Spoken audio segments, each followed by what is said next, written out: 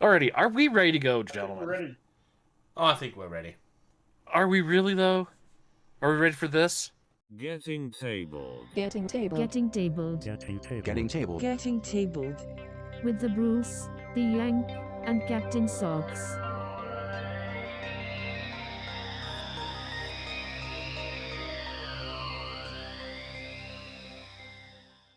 Hello, future people, and welcome to episode 61. Is it, Bruce? Off the top of my head, I think so. Yeah, I think it's episode 61 of Getting Tabled with your host, the Bruce. That'd be me. Only 8 more episodes to the awesome one. 8? And then over there, we got Captain Socks, who's not homeless. He's not in a hotel room. He's in a house. Yep, got my house, got my room set up, so I'll kind of show that over the Hobby Time stuff. Kind of give you a tour of what I got set up. So That would be a great vlog. And behind the microphone over there, we have George. Hi. So, in this episode, we're going to be going through the latest Games Workshop stuff, where they're releasing Orks in the wrong month. We Like also always. have an announcement from AMG that we're going to go through, Atomic Mass Games. We're going to touch on some Malifaux stuff for the first time in probably 12 months. The latest from Rumble Slam is coming out, and we finally get a view that we're allowed to show you of the Resistance Dread. We've got new Halflings coming for Mantic. There's some bits for the Imperial Knights from Cromlech. And we're having a look at the latest from Dystopian Wars and a board game for the Goonies. Shall we get into the news? Wait. So Lewis is still letting us share stuff early, even after you were naughty. I don't know what you're talking about. Yes, Uh-huh. This is officially shared on the website. This thing. Newly received or noteworthy information, especially about recent or important events. All right, so we're starting off with. It's not October. I know. The Orks are getting a significant release, and this is really good. But why is it happening in September? 4 weeks away, and it would have been October. October. They invented October. Everybody else stole it from them. It's the other way around to everything else. George has a friend. Yes, but only because he feeds it. Yes. She hates me. Okay, so obviously we're getting a new codex, and yay, codexes. I do like the art on this one, though, to be honest. I've kind of been hit or miss with the codex art lately, but I do like that image. It's a really nice image. We've got very expensive dice and very expensive cards that you can question whether you need them or not. I was about to start getting grumpy and complaining, but then I saw it said collector's edition, so I can't get as grumpy and complain as much, because $80 for a book, it's a bit ridiculous. Yes, but you're also looking at the Australian link and not the US link that I sent you. Then why does it say delivering to United States on the top right? Wait, what? You sent us. Holy crap, you guys are getting ripped off massively. No. Your prices are the Australian prices. I think Games Workshop have messed up. Both links say the US. $80. Oh, okay. Nope, that's mine then. I don't know what And happened. I don't I did link the proper one. Oh, Okay, there we go. That looks better. No, your codex is $140 for the collector's edition. Who's getting screwed? Oh, we always get screwed though. That's normal. So that's even worse. $140. Oh yeah. God. So in the combat patrol box, we don't really have a lot of new stuff. We've got the new boys in there and a new hero that I can see. I'm pretty sure. Oh well, they are the new Death Copters, but by saying new, it's actually the old ones that you've not been allowed to buy for a very long time. They finally remembered that they have them. So that's actually part of this release for the first time outside of... what was the old starter set? Island of Blood? No, that's a Warhammer Fantasy one. It was Orks versus something. Anyway, for the first time outside of whatever that box set is, let us know in the comments. You can buy the Death Copters again. My friend David won't need any because he's got like 14 different copies of them from buying multiple sets over and over again. To the point where he's bought them several times after he didn't need them anymore. I'm going to say, like, fielding them all like that, like all the different ones in a game, I think is the most accurate representation of an orc army. Yeah. Because nothing is going to look the same based off the way the orcs do their stuff. You know, you're going to have, 12 orc copters. They're all going to look different, though. Yeah. Almost like the Resistance. And drop zone. Exactly. That's actually a good point. A couple of these things we've seen already. We have seen Zogrod. I still like that mini, though, but that hair is not going to last 3 weeks. It will all snap off. The new Beast Boss might be my favourite of the actual new things. Oh, we've seen that before. Have we? Well, Yeah. I still like it. I was going to say, it looks like he's wearing Macklemore's coat. Well, Yeah, I could see that. I think George said in an earlier episode it looked like it was Tau armor or something was Tau or... I can't remember. Oh, yeah, you jogged me. Yeah, it looks like some of his armor bits are reclaimed from Tau. Yes, I do remember you saying that. Shoulder, yeah. Boy, it's a good thing someone's got a good memory around here. Jeez. What's a memory? I don't know. But yeah, look, it looks like it's the first decent release that the Orcs have had for a very long time.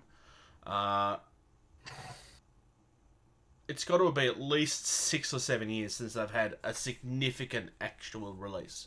The only weird thing is that they're not doing it during the event that they created. Yeah, that's... Because again, Cromlech didn't start that, to my knowledge.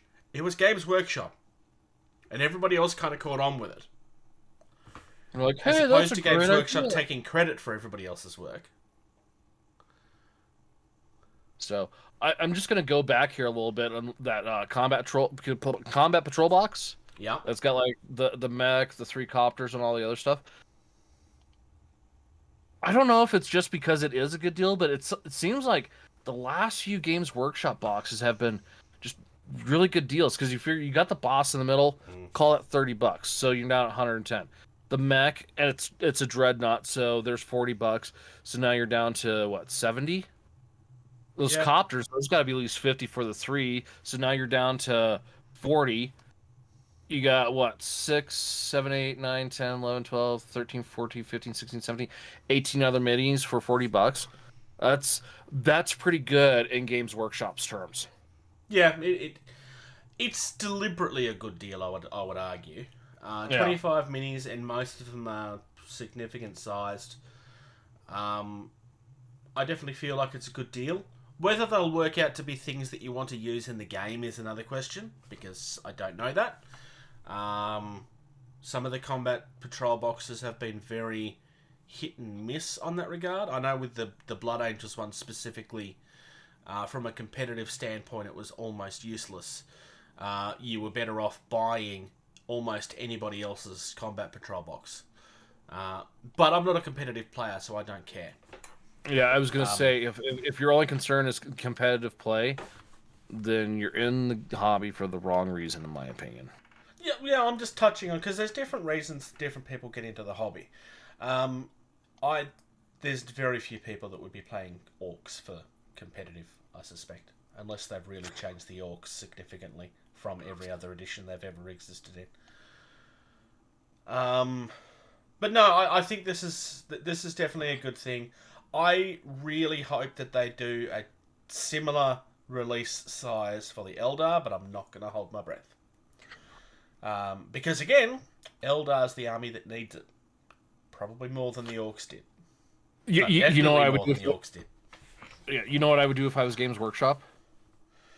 What? I would announce that, we're going to release new Eldar models at the beginning of April. And then April 1st be like, ha! April Fools!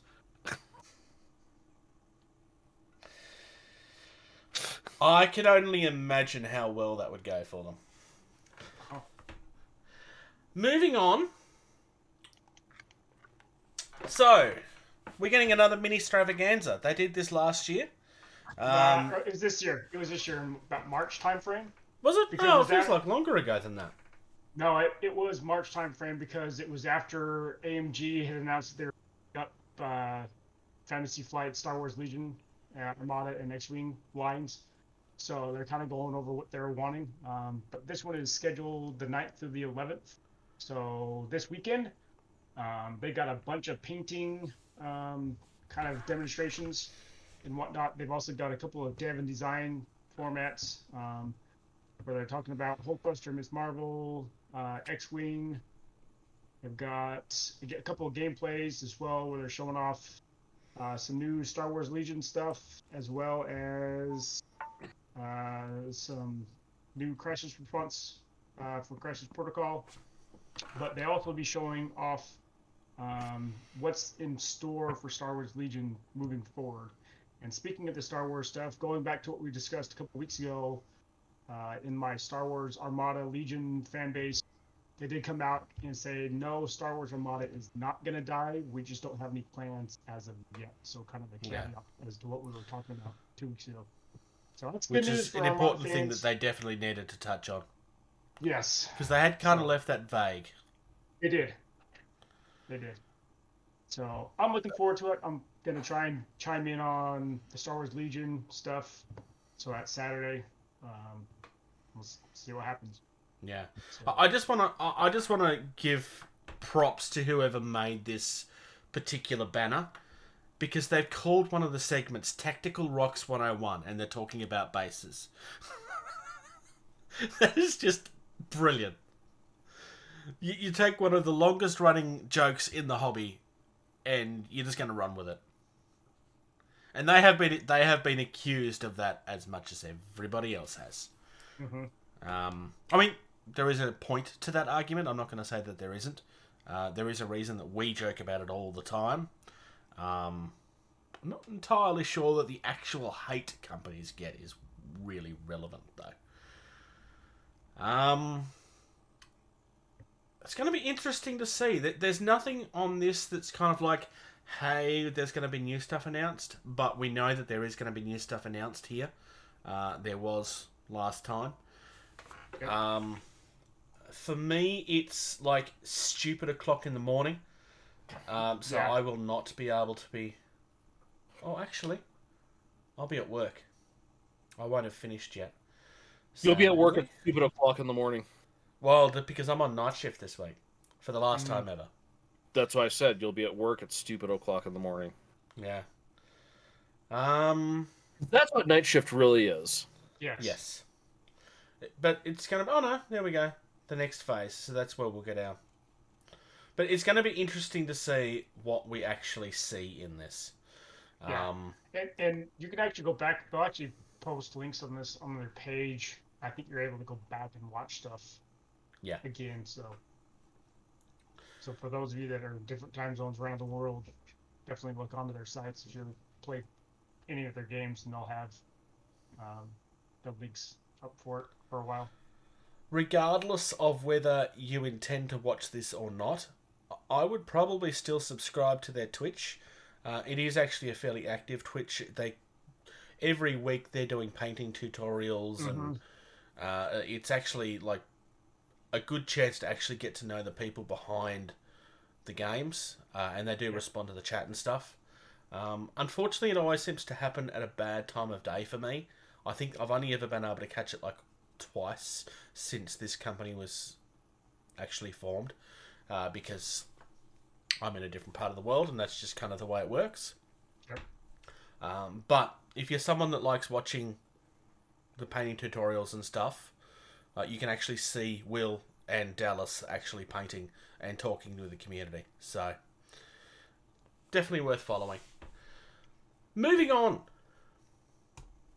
Malifaux. So, Malifaux's a game we kind of touch on here and there.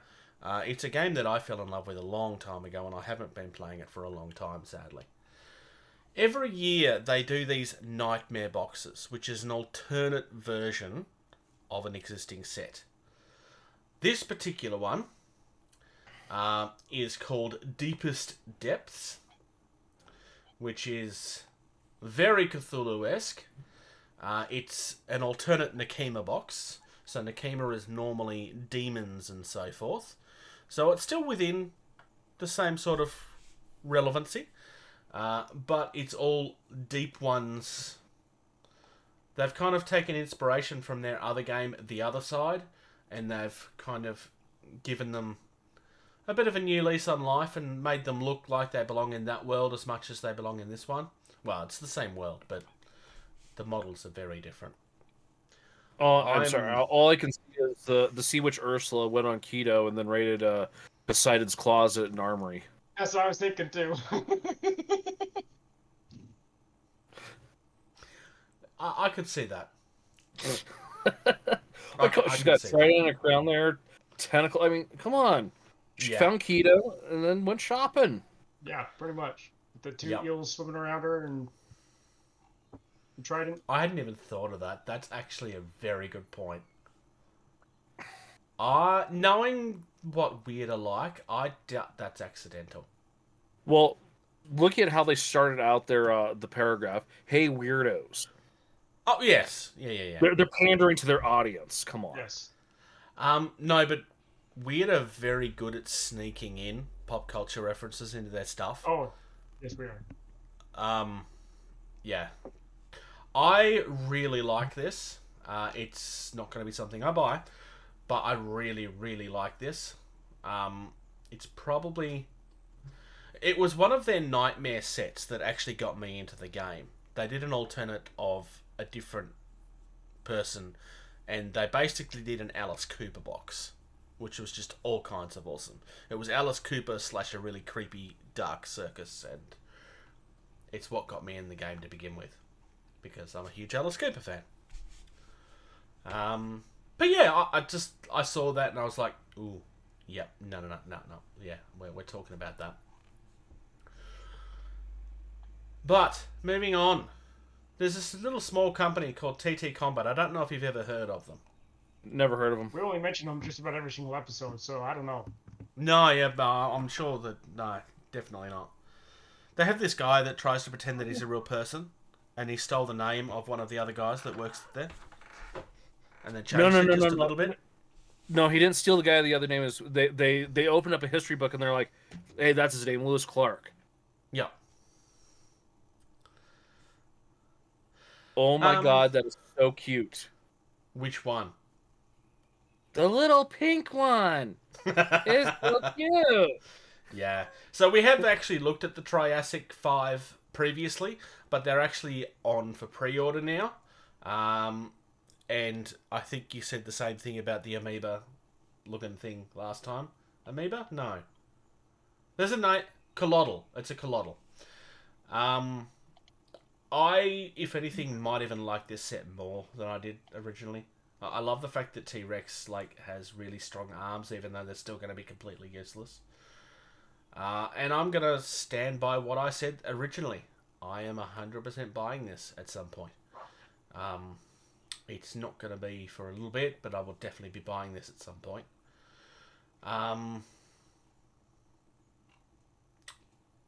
Very, very much in love with this. Very, very quickly, I just want to touch on one thing, which is that as part of this release, the original Cold Ones box is being redone. They've kind of redone the rules on that. So if you own that box, you might want to take a look at the community page on TTCombat. They've done the same thing with the Orks and with the humans and with the, well, I'm going to call them Dark Elves, but previously when they've got their expansion boxes as well. So you definitely want to be having a look at that. Also, and if you've ever wondered what John Cena would look like if he was like a character in Teenage Mutant Ninja Turtles, there you go. Which one are you saying is John Cena? The Senilian? John Cena, chameleon, can't see me, mutant ninja turtle kind of thing. Okay, yeah, yep. I could see that. Yep, no, yep. His little hand, it's even doing the whole little whatever thing he would do. God, his face is not aging well, I gotta say. Oh, John Cena's. Yeah. He's starting to get that angry old bulldog face look going. Okay.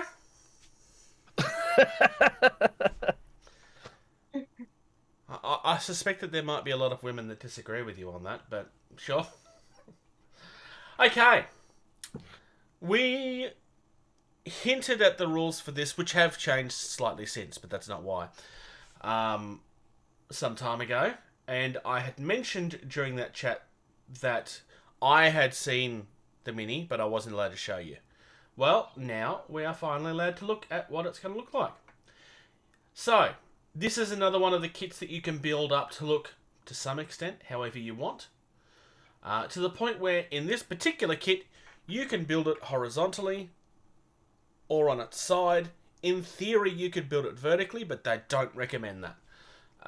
Because it probably won't end very well. But you can literally build this any way that you want. I'm not actually sure which way around I like more. I Can you do a diagonal? like both. Yeah, I kind of like that. You'd first picture probably where have it's to kinda- drill into things to do that. I kind of like that first picture where it's just the resin, where it's kind of got the horizontal fins on the, but then the vertical. Where it kind of Yeah, breaks it up a little bit. Yeah. There's another one further down where it's all vertical. And I do kind of like that as well, but I'm not sure which version I like more. It looks very PHR-ish on that one at the very that orange one that you were just talking I about. could see that, Yeah. but I would argue that the fact that I can't decide which one I like more is probably a good thing. We do not have release dates for this yet. Only that it's This coming decade. very soon. It'll be released this decade. Definitely this decade. Moving on from TTCombat, Mantic are the other company that's making Halflings right now. The first one being TTCombat. And when we looked at these, it was a very brief preview last time.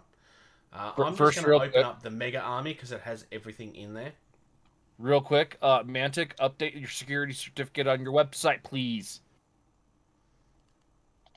I'm going to agree, even though I didn't get that error. Oh, Halfling Mega Army. Yeah. Oh! And they've taken this really serious. Like, everything in... Like, all of these Halflings are really, really serious. So the Halfling Mega Army, right? You got the blue part, then you got that white part and that image there with the, like, the wooden metal, like, writing pig. Yeah. Yeah. That is so... Oh, God, he's got a stove in the back and he's cooking, too. Of course he is. He's a Halfling.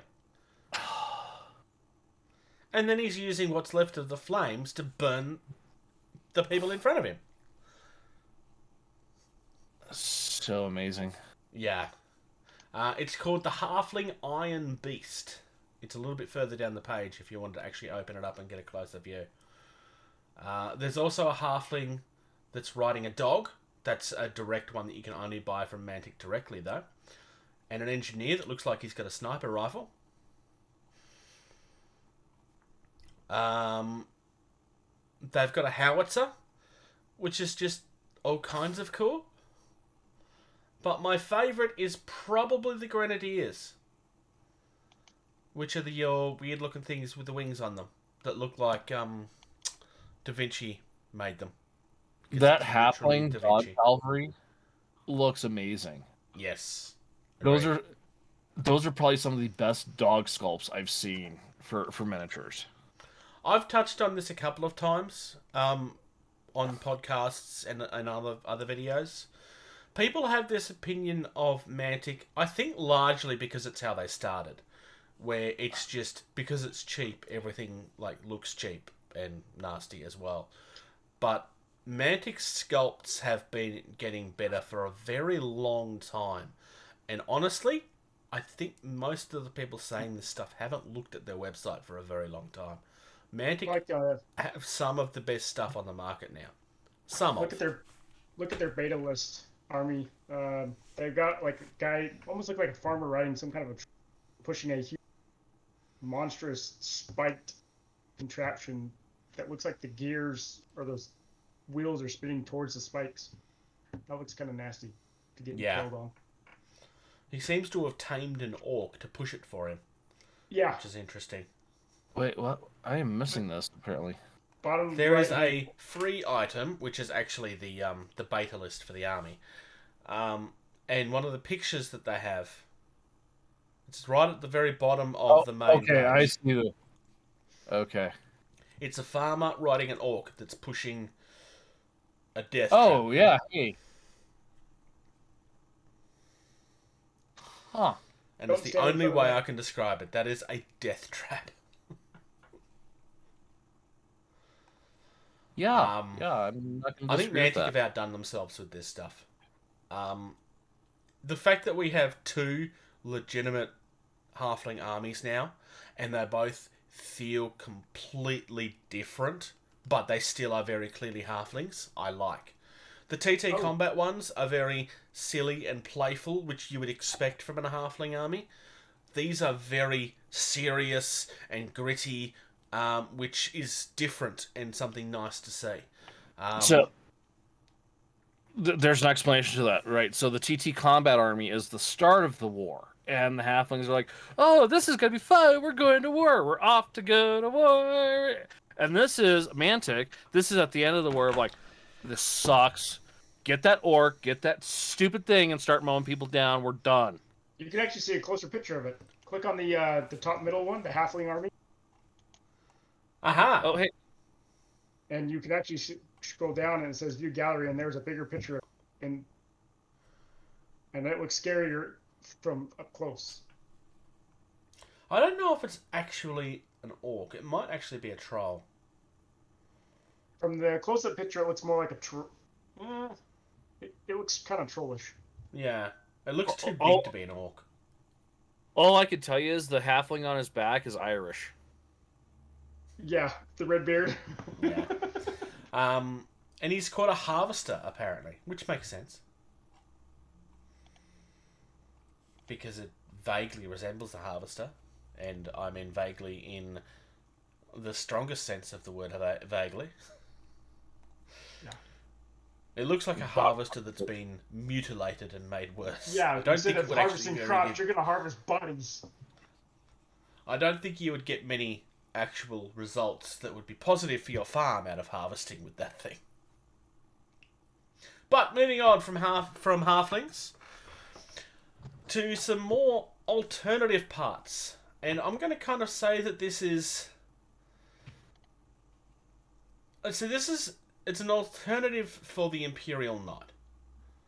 And it kind of feels steampunky to me. It's Mechanicum. Yeah. Mm-hmm. So I kind of like. I mean, you can definitely see what it is, but I like the fact that this is completely different, sort of. So first of all, I'm going to say, companies that do these bit kits for dreadnoughts and bigger type things for a specific type of army, I think they fill a great part of the market that Games Workshop isn't going to do. No. You know, Games Workshop said, we're selling this kit for this. We're not going to do anything else. And, I dropped some money on a 3D printing, on a company to print off some STL files that someone had made to make the Iron Wolf. And then I had to go buy an arm from a different company to, give it a proper, claw effect instead of, a little tiny claw. But I think something like this is great where it's just what is that, $70? And you can make your knight fit your army better. Because let's be honest, if you're going to drop $150 on a knight model, you're not going to get squeamish about dropping $70 to make it fit the theme of your army either. No, I mean, it is a very large chunk of money. But at the same time, this is a huge chunk of resin too. There's a lot of resin. Those knights are not small models. No, so, that's what I'm saying. You know, what are the kits? 150, $200 now these days? Yeah, one of them's more than that over here. Okay, what are they? 150, $200 in America? Something like that. Imperial I really like Crusader, this kit. yeah. Imperial Crusader Knight kit is $157. Okay. So for another $70, you can take that knight, and instead of trying to paint it to look like it matches your army, you can put bits on it and then make it match your army with paint. Now, some of this you could probably do with things around the home. Like the hoses and stuff wouldn't be that hard to create. But doing the cogs on the shoulders and everything else, I'm not entirely convinced it would be worth doing this yourself. Except for that then you could brag that you did it yourself. I actually think this, like the price of this is easily justifiable. Because I don't think it would be worth trying to make this yourself. Assuming this is what you wanted to make. Much like that wolf one. I mean, could you have sculpted a wolf head? Yes, but are you going to? No. No, I couldn't have sculpted a wolf head. I couldn't. But yeah, big fan of that. I think Cromlech have, again, outdone themselves. Yeah, like I what's the one? Libra Demonica is the one. I got a Redemptor Dreadnought kit for Space Wolves that I need to go through and put on my Dreadnought. But yes, I saw that in the background of your video the other day. No, that's the Knight. No, you can't see the Dreadnought. Oh, okay. But you know, stuff like that. I mean, it's, you know, Captain Socks, is your hobby, your end of the hobby, is it cheap? No. I know mine isn't, Bruce. No, yours isn't because you live in Australia and they like to extort you. Yes. So I mean, the whole fact that, you know, there's companies out there doing this, I think is absolutely great because it adds that, you know, and Games Workshop probably hates it when you show up with a heavily modded mini and they're like, it's not. We'll make better stuff. Well, official rules are that you're allowed to customize things, even 3D print things, if you've sculpted them yourself. But in saying that, if you was to turn up to a tournament with something that you had customized with bits that you'd purchased, and they told you to leave, I doubt you'd ever walk back into that store again. And I suspect that you'd struggle to find a Games Workshop store manager that would actually uphold that rule. Unless it was very clearly, like, this is not one of our kits. Because there is a line there that I think is reasonable. Yeah. But I mean, replacing the shoulder pads and stuff like that on night. No, I think that would be fine. I'd be very surprised if anybody. It comes down to the rule of cool for not all, but a lot of the managers I've found. Because not everybody has awesome green stuff skills, and a lot of these kits, like you've said, are really, really good. But if you was to turn up at a Games Workshop store with an Imperial Knight that you've just 3D printed, yeah, they're going to show you the door, and probably fair enough too. Well, absolutely. No, I wouldn't disagree with that. No. Unless, again, you've sculpted it yourself. Which nobody has.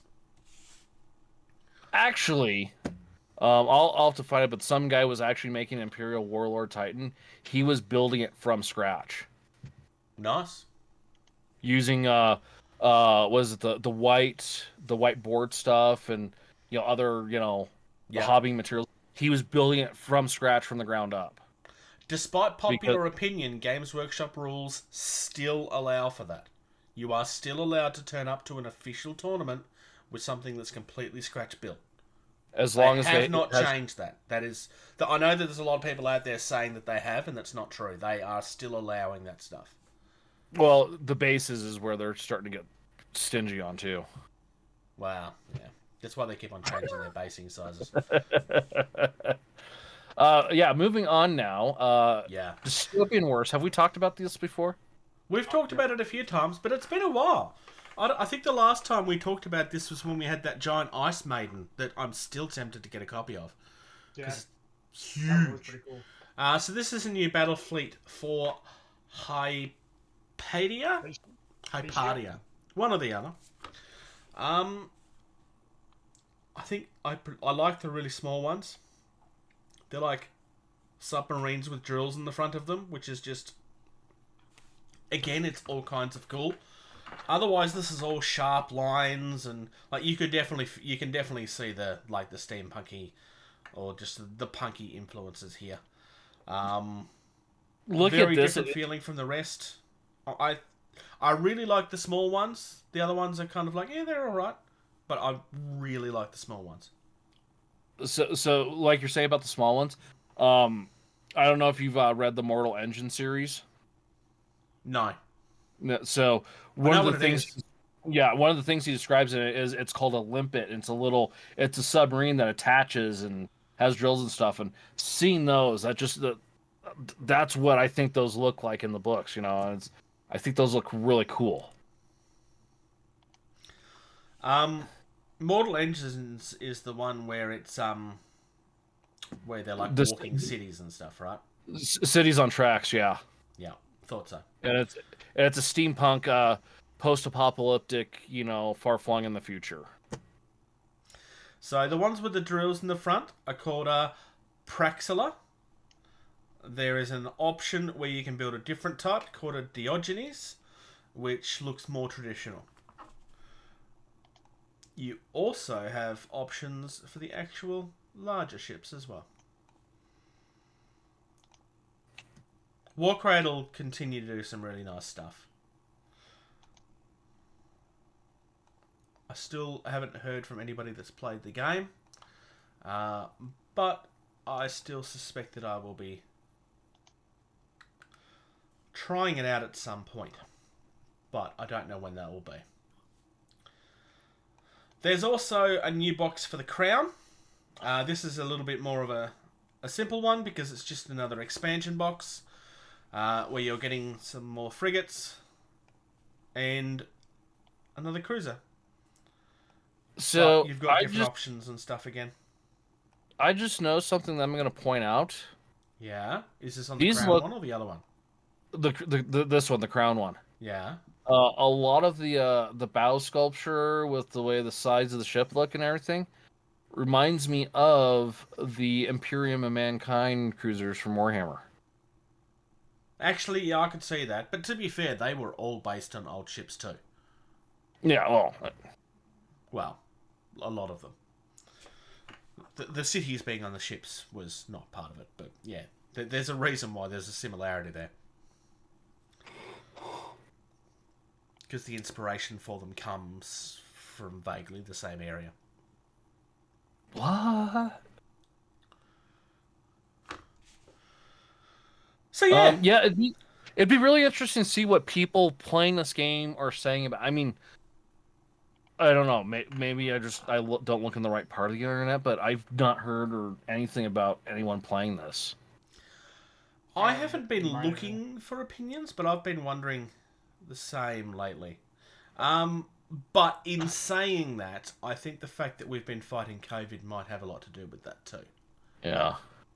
Because there's still parts of the world that aren't playing games yet.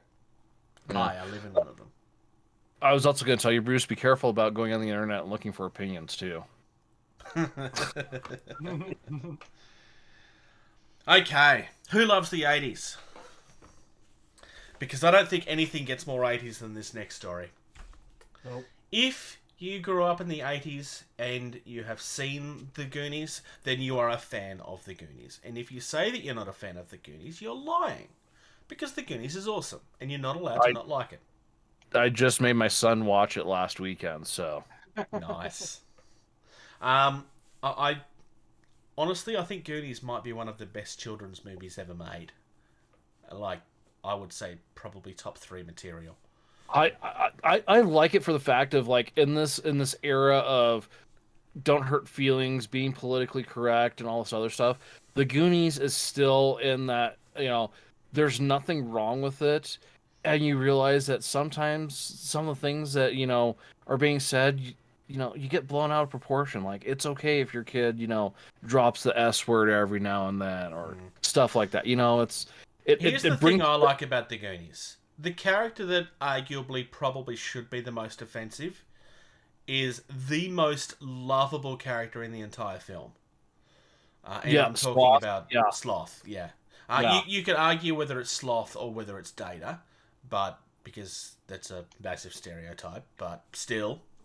Is it? Love. Data is a massive stereotype. When did you last watch the movie? But What are you talking it's basically his character from Indiana Jones, but with gadgets. There's no difference there at all. Can we also talk about how tiny Sean Astin was in that movie? Yeah. So no, so the looking at this board game, the Goonies Escape from One-Eyed Willie's Rich Stuff, that skull and everything, it's so also Venture Brothers-esque, like just this box art just says, "I am awesome. Pick me up, take me home, and play me." No confirmation whether this version of Chuck comes with the chickenpox. That's something that's come out in recent years, and it's if you watch a high quality version of the movie, you can actually see it. That during this, he was suffering with chickenpox, and because they were too afraid that he'd be taken off, his parents just never told anybody and told him not to say anything. But when he does the truffle shuffle, you can actually see it all over his body. He was very much not well at that point. So this is a traditional board game. It's all card pieces. There's no minis here. But this... I mean, it's Goonies.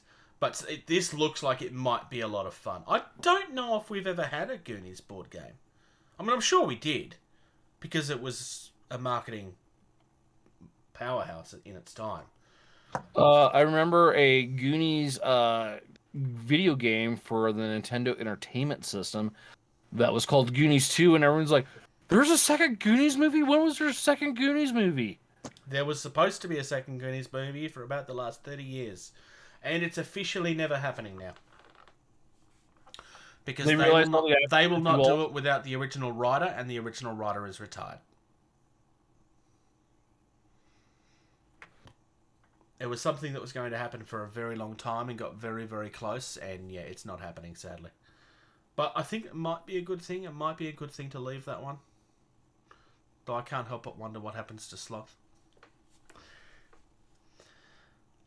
So yeah, this is just something small. It's just something a little bit fun. You can even download a copy of the rules. Apparently it's going to be on Amazon. So this should be very easy to find. Apparently these guys make dice for What's Amazon? Random things. Amazon's this mega evil corporation that drives people to being broke forever. Oh, is this the guy that owns it? He makes penis rockets? I believe so, yes.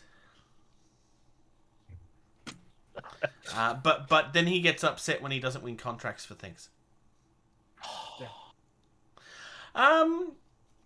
Aiming for the indie? Sure. Do the thing, George. I'm trying to, but I have an update. There we go. Definition: independent. Type: slang word, jargon. So, this week, Captain Socks is going to talk. Yes. So, this one is called it's 3D printable Star Wars train, but you can actually use this for a lot of stuff. I actually got this through one of my Facebook group pages, and they got all sorts of stuff. You can buy them in 3 different ways. You can buy them as painted, all the way painted up. You can just buy them as they've come off the printer, or you can buy the STL files and print them yourself if you want to as well. So some pretty cool dioramas that you can build with all these, whether it's an ice planet from Hoth, Tatooine villages, to even Naboo. I mean, they've got all sorts of stuff. To crash vehicles, wrecked ATST, AT-AT. I mean, so I'm gonna start with, I went and looked at the paint holder. Yeah. First of all, that looks like a great piece of terrain that can hold a paint pot. Second, $8 painted, $4.50 unpainted. Like, am I that cheap that I'm not gonna spend that $4 and have it sent to me painted? I mean, I just love the fact that it's legitimately a piece of terrain. Yeah. And, like, realistically, when you're finished with your paint pot, just glue the thing shut and then paint it the same colour. And then there's a piece of terrain right there. Yeah. Or you can get a container dice tower. I mean, so if you want to roll your dice in a container, that dice tower is pretty dope. And it folds up, so it's kind of cool. So, yeah, a bunch of fun stuff here. I've opened up the Ice Planet stuff, and I'm looking like they've got trenches. Yeah. You've got the opening of the Rebel base. Yeah, I'm looking at the 3x3 tables. And so the Imperial Landing Facility, right? $305 painted. $305 for a 3-foot by 3-foot gaming table that's already painted versus how much? 198. 198 unpainted. Now, 3x3 is a very popular game size, but correct me if I'm wrong. There's a game that's out there that's 3x3 that this would suit. Something about wars in space. And there's like legions of people within this game that fight against one another. Star Trek? It's almost like it's designed... No. It was to do with a war. Stargate It'll come to me later, but it's... Babylon 5. Okay, you're not wrong there, I suppose. It is a war. It's almost like they've done that on purpose. And there's I don't know how long this has been existing for, but I suspect it's a while because there's a large amount of variety in here that you can buy. Yeah. If it was me, I don't know if I could resist the Hoth stuff. Yeah, I'm liking that Hoth stuff. Whoa! Which one are you looking at? So the Ice Planet 3x3 table B, 205 painted. Unpainted is 160. So for $40, you get it painted. It's pretty good. That's a deal right there, like. How much of your time and materials are you going to spend painting all that serene terrain and scenery? Is it going to be less than $40? There's a chance. No. That is some of the other ones I noticed was like $100 price difference, which, you know, that's a toss at that point. It's like, do you have $100 to spend? Do you have $40 to spend? You absolutely have $40 to spend to get that at your door painted. That's a really good deal. Yeah, some of these are some pretty good deals. You buy a couple of small 3x3 table sets, and you've got half a table, and you can get some other scattered terrain or whatever lying around that you've made or already have, and you'll have a nice 3x6 table, which is what you need for Legion. Can I just say, I like the fact that the Rex are not just Imperial stuff, but there's Rebel stuff as well. They've also got Clone Wars stuff. They got the Crash Republic set or gunship sets. So they've got all sorts. Because wrecked Imperial stuff is not unusual. Correct. But wrecked of everything else, really, like, because there should be a little bit of everything. I like the fact that the Imperial Walker is probably my favourite of the lot, because it's a crashed Imperial Walker. And I've actually played with that set, and it is good size. I've actually played with that in back. Can we talk about the most important thing? Sure, what's the important thing? You can get the Ice Planet Ion Boob Cannon.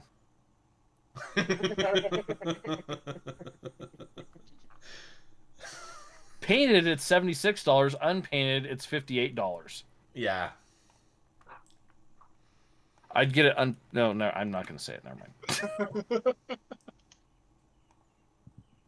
So it's just something I saw, like I said, through my Facebook groups, and great indie company out there that's just, like I said, you can buy the STL files if you wanted to and had your own printer and wanted to do it on your own. Can I just say how nice it is that somebody else actually did this for a change? Mm-hmm. Despite popular opinion, I'm not actually somebody that likes the sound of his own voice. What? I mean, even the Renaissance stuff looks pretty nice. Oh, yeah, they've got a really, really good catalogue here.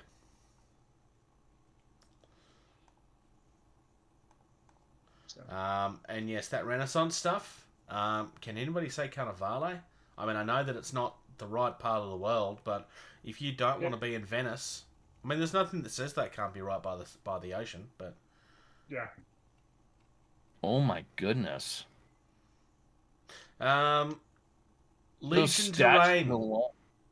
You I wish those have one of were... your towers in the wrong section. There's a Legion tower of 5 stairs right in the middle of their Renaissance stuff. Yeah, where are those statues at, though? I want the statues. Those statues do look nice, and I wish they would have those too. Yeah. In the main overview shot. Yep. And then on the web, that is disappointing. Ooh. Yeah. Go to the ancient Dark Temple and look at the first statues in that. Yeah. Oh, is that where they're from? No, these are different statues. These are other ones. These ones are pretty cool too. Oh.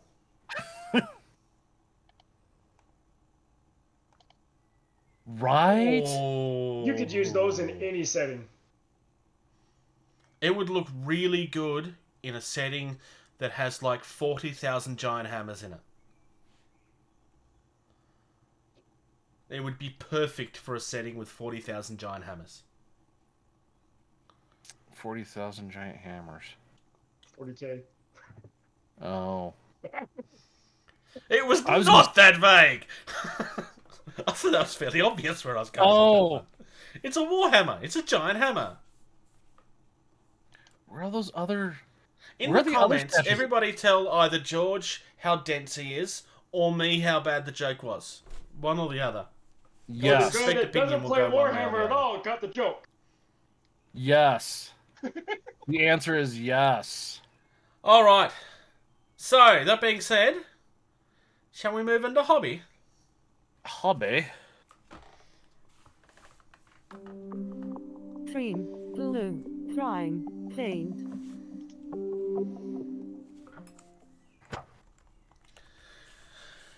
Cap, major socks. We So will as you can eventually see- stop doing that. That's okay. I won't. No, he won't. George won't. Never. As you can see, I got my room. You guys have already seen the shelves, but for the fan base, I got 3 shelves sitting up there with all Lego space stuff, whether it's the shuttle, Saturn V, and the space station. But then, right behind me, I've got a 2 3-foot by 6-foot tables that will become. Right now, it's set up with Access and Allies that me and my 2 oldest boys are playing. The entire world, actually. They liked Pacific Edition enough that we pulled out the entire world, so that will be on there for a while. Off to my left here, or right, I got a couple of shelves full of games. So definitely going to be the hobby town life for the next 2 to 3 years while I'm here. And I'm hoping to get into my backlog of painting here soon, now that I got everything unpacked. So that's been my hobby time. Is it true that while you were homeless, you squandered your resources and spent a bunch of money on Lego instead of trying to acquire housing? We had our house was on delay for due to construction. So yeah, in a sense, I actually had the Saturn V before we moved, but I did pick up the space station and the shuttle one. He's not saying that he didn't do it. All that I have left, you can see there's a missing space there on the shelf next to the space station. So how many months did your kids have to go without food so that you could own that Lego? 0. Once I get the lunar lander set, that's where it will go up next to the space station. So I'm excited. But like I said, I'm getting excited to get back into my backlog of painting that I haven't been able to do for a few months while it's been sitting in boxes. You have a backlog of painting? I do. What's that like? I don't know. That's so unusual with people in the hobby. I know. And I've I got mean, about 4. everything I own is very clearly painted. It's definitely not sitting right over there untouched. See, look, see? It has paint on it. It's not unpainted. I'm still waiting on my paints to arrive. Did you get some of the too thin coats? No, that's not out yet. Was it not out yet? No. It's work in progress. But, to be honest, I doubt I'm going to touch it. Yeah. Well, I don't need another brand of paint to exist. Unless you don't need to put on too thin coats. It's going to depend. It's going to be interesting to see what that actually turns out to be. We'll see. George, I know what you've been up to, but why don't you tell the people what you've been up to? I've been up to things. If you follow us closely, you know what I've been up to. If you don't follow us closely, today, Sunday the 5th, the part 5 of my unboxing series of my Kickstarter of Ankh, Gods of Egypt just went public today. I recorded a walkthrough, kind of like a quick overview. I focused less on what the minis were and what you use the minis for, I guess, is the best way to put it. So, it's a very interesting game. It's about what I thought it was, but there's a couple of interesting little twists. Like at turn 4, if something, or at the 4th conflict, not turn 4, the 4th conflict, if no one has advanced to this position, all the gods die and Egypt becomes atheists. Interesting. Yeah. And then there's another conflict where the 2 lowest players combine their resources and become a merged god to play the rest of the game. Okay, I kind of like that. So, yeah, I'm guessing these are optional things. No, that's not optional. Okay. So, the only time the merge god thing doesn't happen is in a 2-player game. There's some other so the game is based on scenarios. There's 2, 3, 4, and 5-player scenarios. Some scenarios are only 2 players. Some scenarios are only 5-player. Some are 3 and 4. Some are all. There's a lot to the game. And the video that just went public today was all the Kickstarter exclusive stuff that you don't need to play the game. It just makes the game really, really cool, in my opinion. Because, what's better than like a little cardboard token representing a pyramid? Well, an actual little pyramid. So yeah, that's what went live today was, me talking about that stuff. Nice.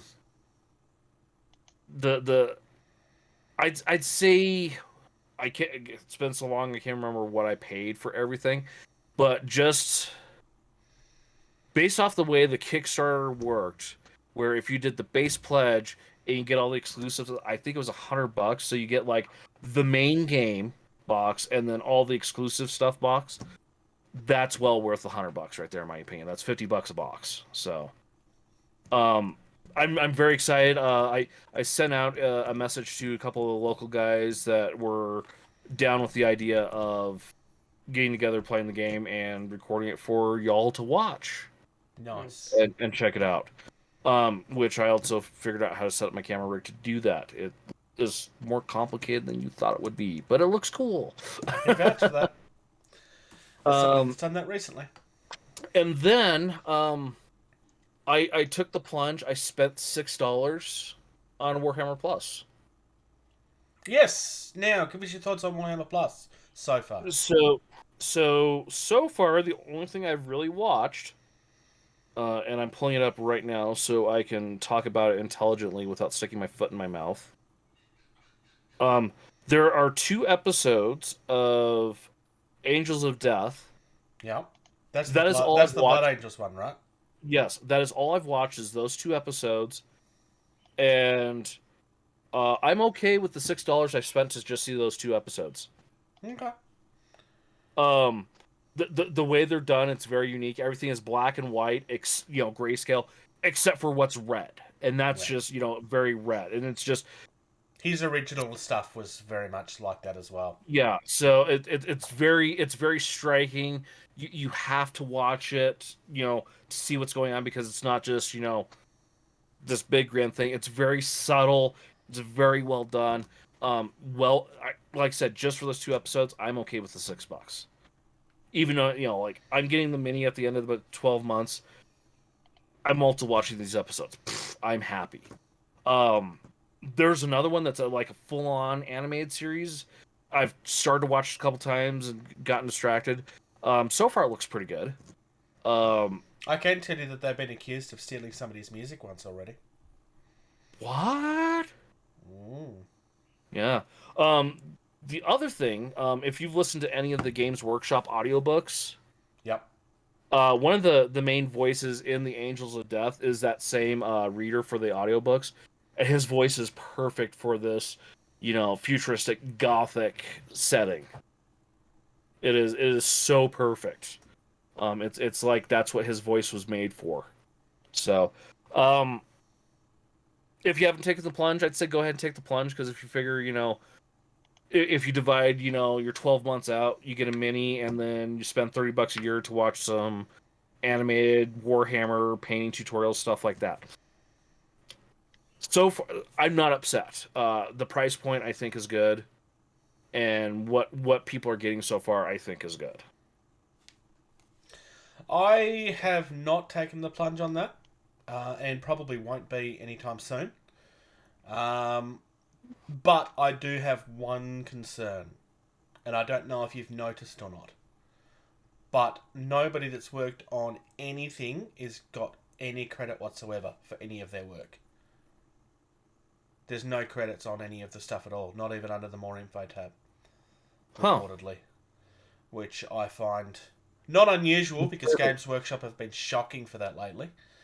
But the artists that's worked on anything, the animators that's worked on anything, the voice actors, the people that's done them, nobody has gotten any credit for anything. It just says Games Workshop. Oh, also, the AirPlay function of the app doesn't work, so I can't AirPlay it to my TV. Okay. And then, so here's a little funny little thing, right? So you see it, right? I flip it upside down. Oh, it flipped up. It used to not flip. They must have just pushed it up. There have been reports that there's been a lot of bugs, but yeah. Yeah.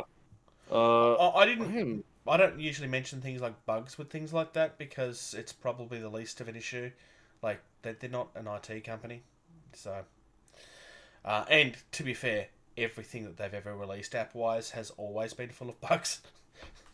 So, yeah, it's kind of like I'm not subscribed, and I'm not going to. They're crediting at the end. They're crediting at the end. Oh, okay, Yeah. that's wrong then. Interesting. They might have fixed that, because they weren't crediting at some point. Angels of Death was crediting. They'd also like to mention no servo skulls were harmed in the making of that episode. Okay. But yeah, I just thought it was worth touching on, because that's what's been reported. They must have finally fixed that. Fix the AirPlay and I'll be pretty happy, because then I can throw it up on my, massive, gigantic TV and, have it going on the TV while I'm in the kitchen or whatever, instead of having to stare at my phone or iPad. Yeah. Once things are out and you can binge, that's probably the point where I'll consider it. Because that's when it's probably going to actually have some value for me personally. As someone that... I mean, the minis are gorgeous, but I don't want either of them. Yeah. For me, at least at this point, I don't feel there's enough content to justify my $8 or $9 a month, whatever it works out to be. Yeah. I signed up for the Vindicar Assassin, and I also look at this... everybody did. Yeah. I look at it this way, though, too. I'm spending $6 a month. What are other things that I can waste $6 a month on? I can go get a coffee. I'm just talking about me personally. Yeah, I can go buy a snack. I'm not at a saying movie it's theater. not worth the $6. Yeah. So I just said a snack at a movie theater, not go to the movies. Just a snack at a movie theater. It's not much. There's not much on it yet, though. That's the only thing I'm concerned about. So, and here's why I think they're doing the whole, like, subscribe for 12 months, and whatnot, and get the mini. I think they're doing that to get people to spend the $6 a month to get all the access to the books and content and stuff like that, and then make up the difference of they don't have content yet. Yeah. So. Yeah, it's going to be interesting. It's going to be interesting to see how that develops. So, personally, I have started to paint one of my Bot War stuff. He's very much like a bluey green with some, teal, I guess, with some pink accents, and it currently looks white, but it's supposed to be grey. I'm going to darken that up a bit. But that's the only thing I've touched on my Bot War stuff so far, unfortunately, because the paints that I want to use haven't arrived, because Australia Post have been holding them hostage for 2 weeks. I could have walked to Sydney and back by now, on foot. Australia Post. Australia Post are shut at the moment, so that they can catch up with their backlog. That's how bad the postage system in our country is right now. They've had to close to get their job done. Create more backlog. Well, yeah, I was gonna. Yeah, that is something I had thought of as well. But I think what they've done is they've taken a rock in a hard place, and they probably haven't had a lot of choice but to make this decision. They did announce it prior to doing it as well. So what's actually happened is that they haven't collected any further postage items from any online sellers, which is what's taking up most of the problems. So the backlog is going to all arrive at once when everybody delivers stuff. So I'm currently taking bets. Do you think I'll have my paints by end of business Monday when Australia Post are back open again? Because I don't think I will. Tomorrow? And if I do, and you predicted that you do, then you get to tell me that I was wrong. There's no actual bet there. You're saying getting your paints tomorrow? Is that what you're... Yes. I don't think it's going to happen. I think I won't get them until after I make a formal complaint about it at the end of business tomorrow. Oh, wait, no, today's Monday. No, today. Look at that. We've got you thinking like you live in the northern hemisphere in the past. I think quite just got on. Just because you don't think about things, George, doesn't mean the rest of the world isn't capable of it. Hey, just because I was day drinking at 2 o'clock this afternoon doesn't mean anything. So yeah, I mean, I've been getting some hobby done, not a lot, because work has kind of been lovely lately. And very physically and mentally exhausting. So I haven't had a lot to put in. It's one of the reasons why I'm looking forward to this change. Speaking of, I might actually address that very quickly on the podcast. I've mentioned a few times how frustrating my work can be. Not that I don't appreciate my work or enjoy aspects of it, but it's shift work, and it's kind of very random in the way that our roster is done, because it's not done very well. Which is why our scheduling is a little off sometimes. Yes, it makes the recording of these difficult sometimes because we don't know when I'm working. But as of the 27th or 26th, whatever is the Monday, I will be starting a new role within the hospital, doing the same sort of thing but for another department, and it means that it's going to be daytime hours, 9 till 5:30. Monday to Friday, so I will have regular days off. I will have regular hours, so when things come out of lockdown again, I will actually be able to start playing regular games and having regular catch-up sessions with my friends. I'm actually going to be able to have a life for the first time in 4 years. You have to have friends in order to hang out with them first, Bruce. I know, but I will work on that next. You could start paying people to be your friend again. No, I actually have people that live within actual distance of me. I'm not 3 planets away from the next human being. So I actually do have friends. I know that you don't know what it's like to be around people, but the rest of us actually have people that live around us or within distance of us. We don't live in fictional places that don't exist. Have you read the news lately? I enjoy not being around people right now.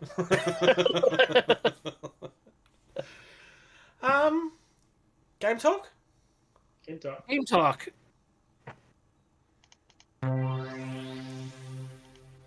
Talk nerdy to me. I almost pushed the wrong button. That would have been good. All right. Right? One So, of the jobs I have, and I can't do it. No. I have stuck with Drop Zone because we spent a couple of weeks talking about Drop Fleet, so I thought it was only fair. And today we are going to discuss the PHR HQ. I was going to try and do both, but I think we're running a little over time, so we'll just stick with the PHR.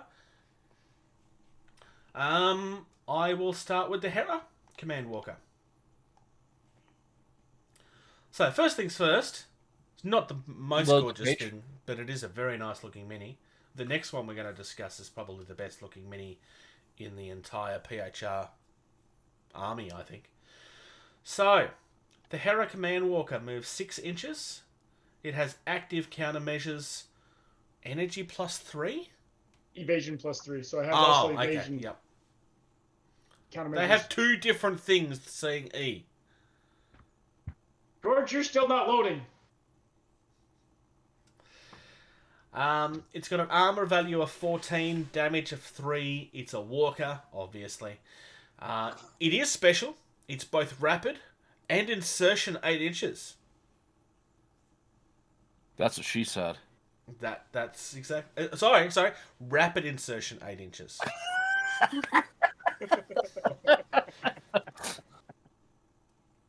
Lewis, who's writing stuff for you over there? Oh, I can't help but wonder if that's deliberate. Okay. Light railgun pair. So there's obviously 2 of these. Move and fire for 12 inches. Its arc is front and side. Its range full is infinite. Its range countermeasured... Wait, countermeasured? Yeah. It's 24 inches. So this thing's got a damn good range on it. Yeah. It's got 2 shots, accuracy of 2+, energy 10, but it's not a special weapon. Thrusters. When making a move action on a turn that it hasn't disembarked, this unit may move 18 inches, ignoring scenery pieces up to 8 inches high. Enemy anti-air weapons may choose to react fire against their Hera when it does this, counting it as an aircraft with armor 11. Neural uplink network. If a unit from this squad has a commander mounted,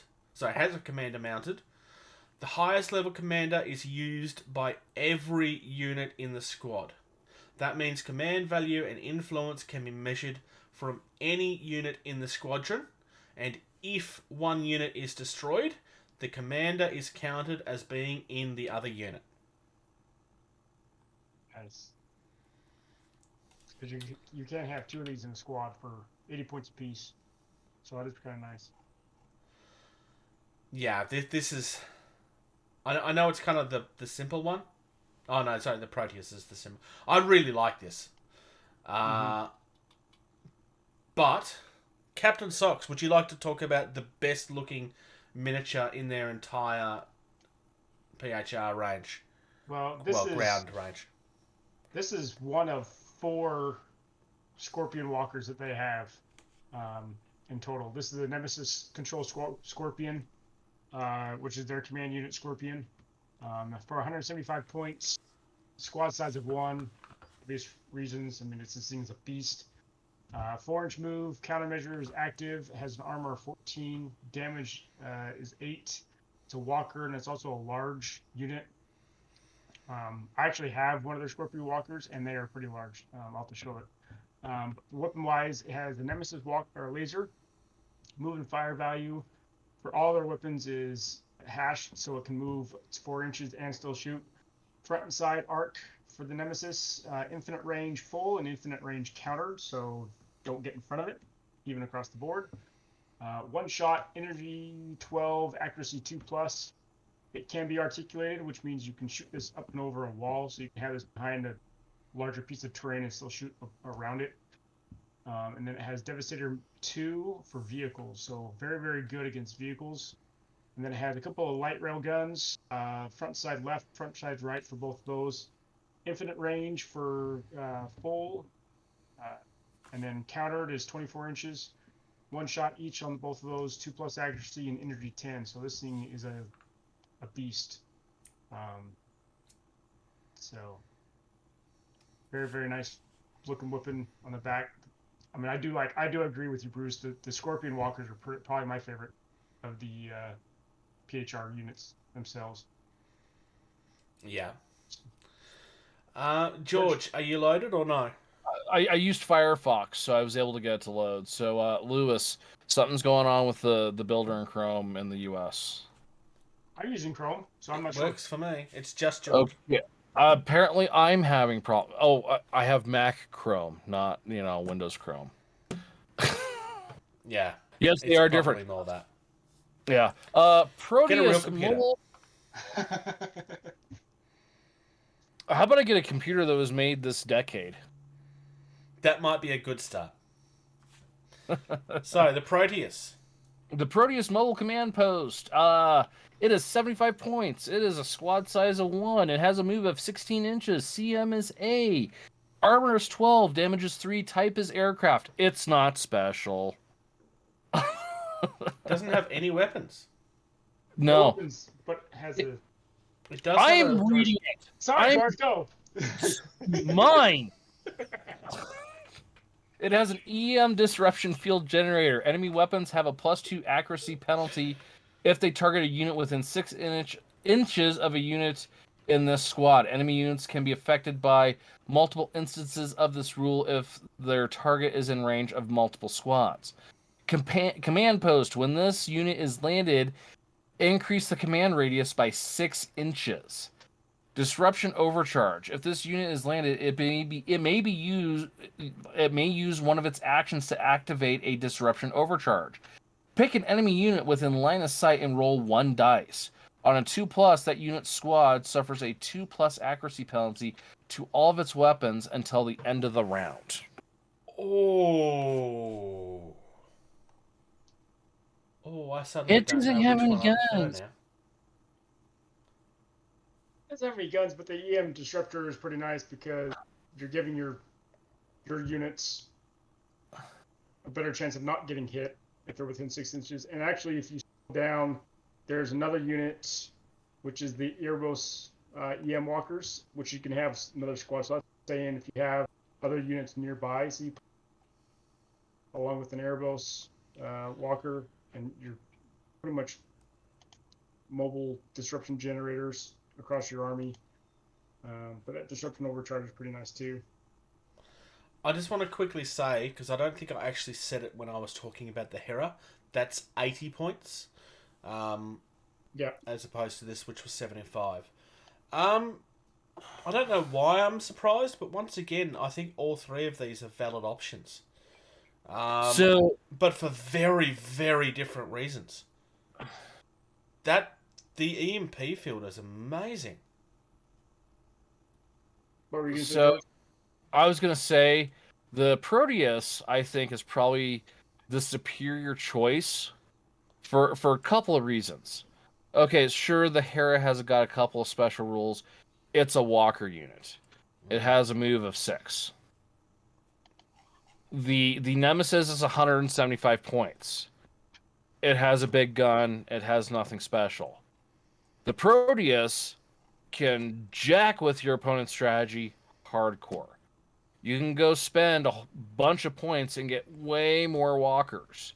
You can go spend 175 points and get a Hades walker. That's not command. You can get a Bella. You can get another walker that's 10 points more.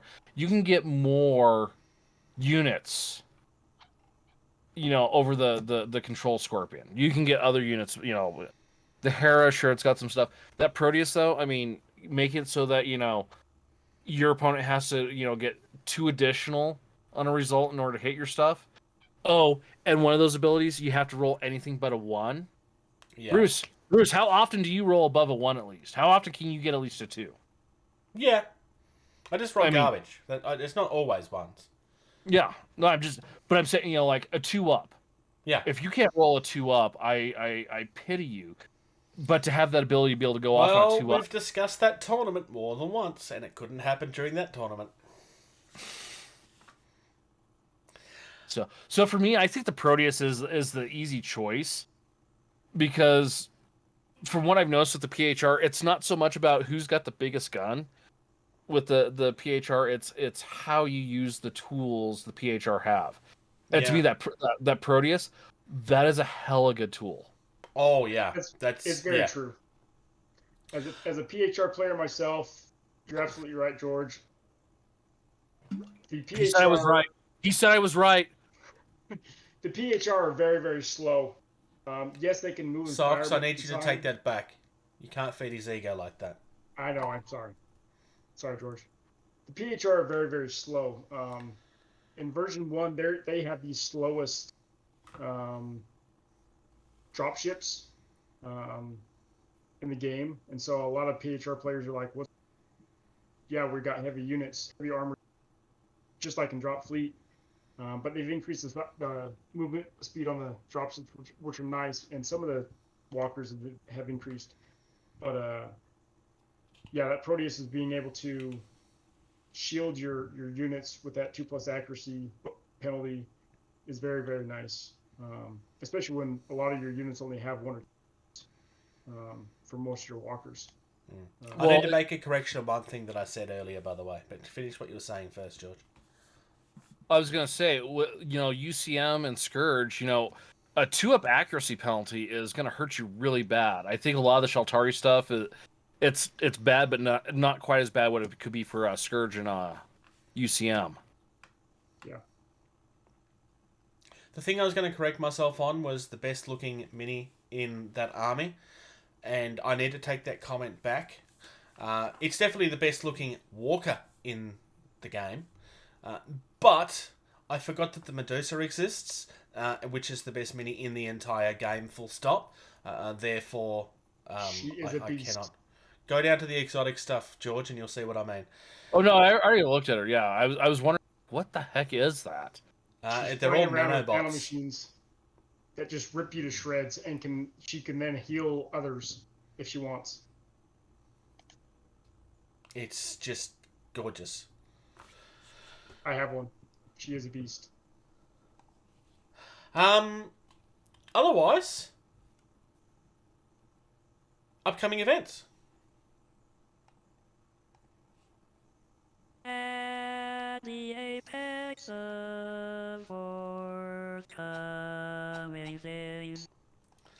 All right, people watching the video thing get a very quick preview of our run sheet. Okay, so the Drop Fleet Commander community are running another competition. This time it's a space station building competition. You need to enter before the 16th of September if you're going to enter. You need to show off what you're building. This has to be something that you build during the competition. It can't be something that you've already started. The final submission is the 16th of October, so you have a month to get this done. Gen Con is still coming up, 16th till the 19th of September. That's insanely close now. Really insanely close. 2 weeks. A week from this Thursday. Spiel Essen is coming up again, 14th till the 17th of October. They didn't get cancelled. Why did I have to be cancelled, Pax? I know you didn't have a choice, but I'm upset. 14th till the 17th of October. I'm going to just spell this because it's a foreign word for most of us, and you will probably spell it wrong. If you're in that area of the world, SPIEL hyphen... I'm pausing for a second because I'm wondering if Michelle has typed that wrong. No, he hasn't. No, hyphen MESSE.com.